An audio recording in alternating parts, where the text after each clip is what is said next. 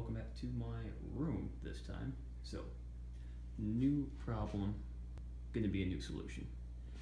I would like to play music from my phone to my big setup now. We did a video yesterday of how we used the amplifier within my Fender Rumble 40 to drive the Yamaha R12.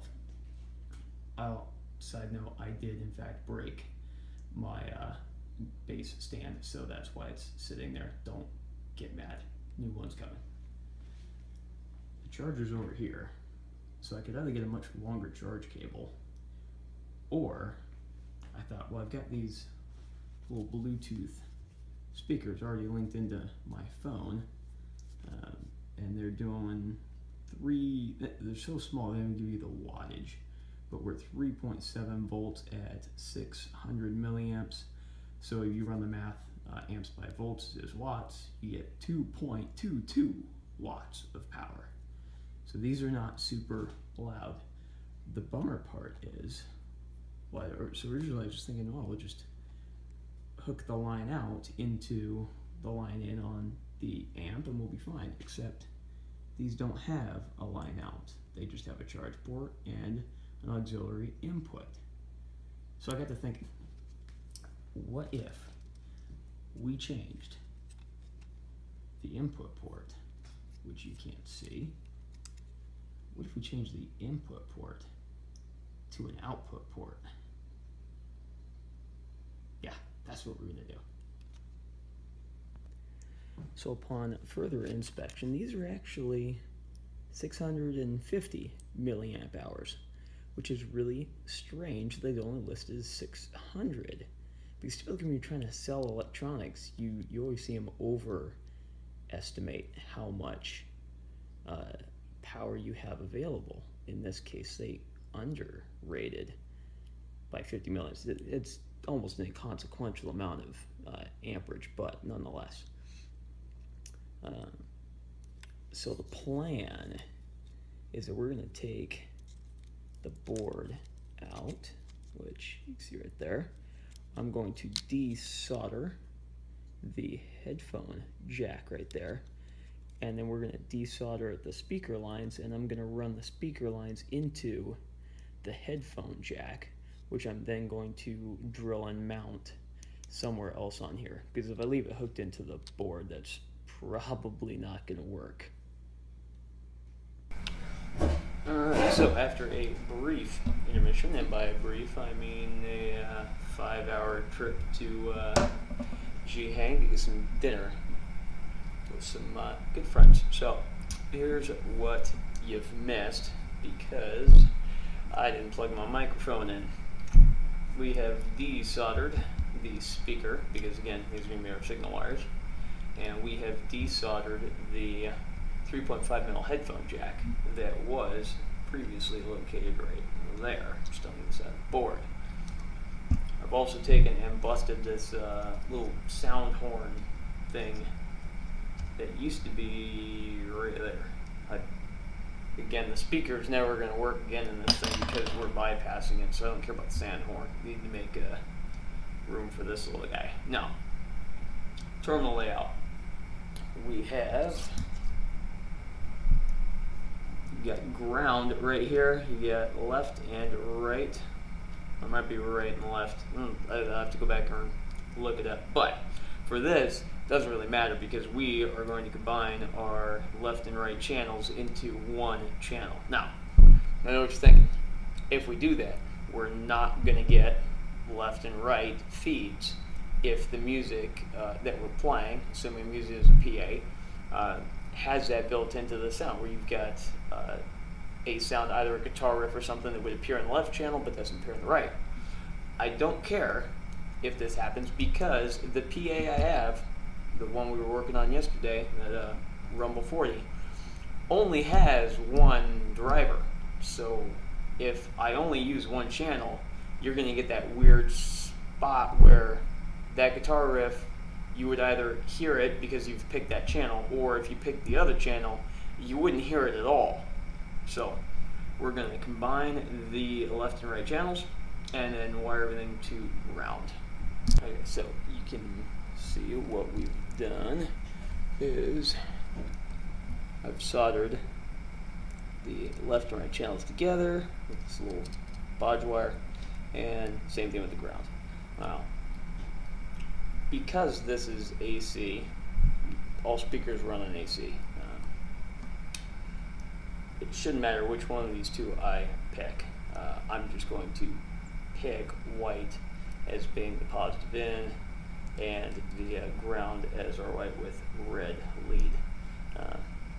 Again, speakers don't really, there's a positive and negative just to keep wiring simple. And because if you've got two speakers, and here's these guys, if we've got these two speakers and we do one, we'll count this as positive and that is negative, positive, negative. If we went positive in, negative out, and went positive in, negative out, because these are the same type of speaker, when a bit, let's just say a big bass hit hits, pretend these are bigger drivers or subwoofers.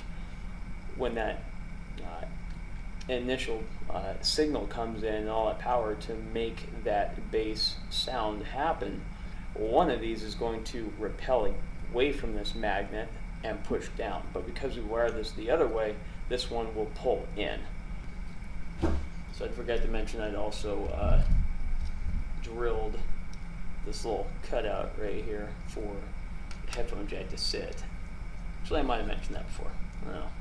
I'm tired. I'm on the clock. My sleeping pill's starting to kick in. So we'll just heat shrink these guys in. Good enough. And this is just to make sure we don't have to come back in here and do this later, because I don't like doing work twice.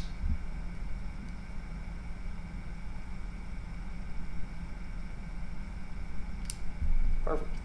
Okay.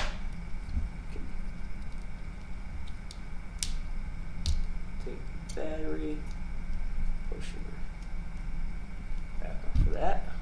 I'll just tuck that in right there, and that gotta get tucked right there. And I just gotta take it back to the house and put the screws back. Okay, well, good news and bad news. The good news is it works, because we've got 10,000 Reasons playing, and it's Bluetoothed to the little I Love speaker, which is then plugged into the auxiliary input jack. However, there is no volume control whatsoever anymore, and I'm not sure why. Come to think of it, I might have a way around that. So initially, I thought once I realized that there was a goof, and not sure what the issue is yet, I just thought, well, maybe I'll just wire in a potentiometer, and then remembered, so on this amp, when you're using the auxiliary input, the volume control doesn't happen at all. The volume control all happens from the device that you're feeding in, volume control wise. So if you're using the aux input, none of the knobs on front work at all. They affect the sound in no way. So I was thinking about putting a potentiometer, and it occurred to me, well, I've got several of these cables to go as an adapter from 1/8 inch to 1/4, and that's what we're in now, which gives me the master volume control as my overall volume. So it's a little bit inconvenient in that I like to be able to Bluetooth to this and still put my guitar in, or my bass rather. No, that's still a guitar. People hate. And still be able to play through the amp while I'm playing music through the little Bluetooth. However, as of right now, that's not really an option. I'm too tired to figure it out tonight, but for $10, you can turn, if you do it the same way, for $10 you can turn any speaker system that has an auxiliary input into a Bluetooth auxiliary system. Okay, so it turns out I was wrong again. So I actually have volume control. It didn't get rid of it or bypass it. The problem, I think, is that we're feeding 2.2 watts into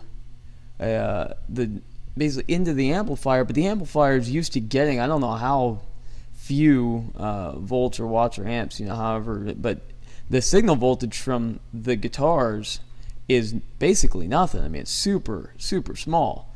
So what I think we've done is just overload the input signal, and it's getting this massive flow of electricity or electrons that it is then trying to amplify. Because right now, if I click just up volume 1, you'll watch it, it'll get louder.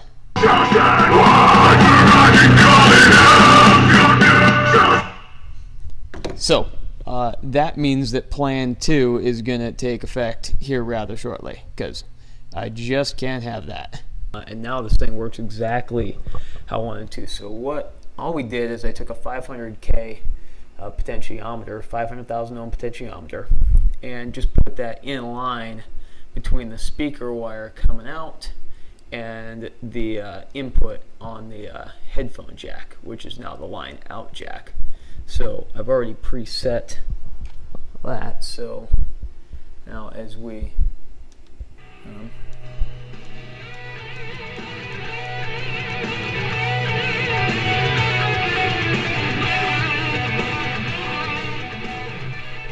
and again, we could, I kind of like it right where it's at, but we could, so stick it put, so we can spin it up or quiet it down.